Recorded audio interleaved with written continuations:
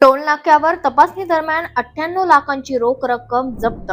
जालना महानगरपालिका निवडणुकीची आचारसंहिता सुरू असून त्या पार्श्वभूमीवर जालना पोलिसांच्या वतीनं शहरात येणाऱ्या प्रत्येक मुख्य मार्गावर तपासणीसाठी चेकपोस्ट उभारण्यात आलाय।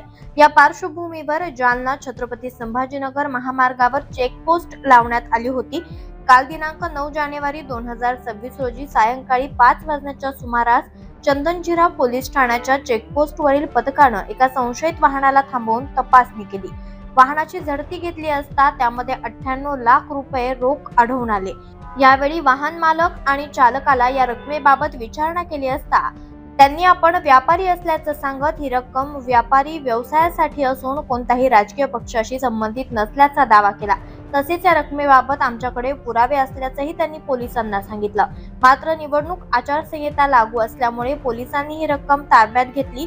तब्बल 5 ते 6 तास चौकशी केल्यानंतर संबंधित व्यापाऱ्याला या रकमेचे पुरावे सादर करण्यास सांगण्यात आलं आहे।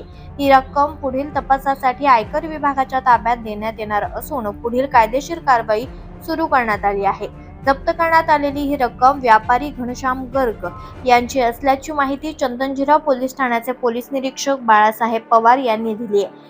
ही कारवाई संदीप उगले, विजय बहुरे, दीपक देंघळ, गजानन काकडे, अशोक जाधव, कृष्णा तांगे, रवी देशमुख, मनसूब वेताळ, सुभाष नागरे आदी पोलीस कर्मचाऱ्यांनी केली आहे।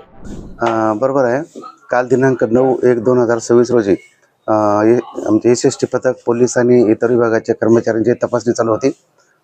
टोल नाका नागेवाडी टोल नाक्याजवळ जो पॉईंट आहे एसएसटी पथक त्या ठिकाणी तपासणी चालू असताना घनश्याम गर्ग हे जे सूरज इंडस्ट्रीजचे मालक आहेत आणि त्यांची वाहन तपासणी केली असता त्यांच्या गाडीमध्ये 98 लाख रुपये मिळाले आहेत। त्यांना विचारपूस केली असता त्यांनी सांगितलं की माझे व्यापाराचे आहेत आणि ते काही राजकीय किंवा प्रचारासाठी आणले नाहीत असं त्यांनी सांगितलं आहे। आणि पुढील कारवाई आता ते पुरावे दिल्यानंतर इन्कम टॅक्स डिपार्टमेंट करेल।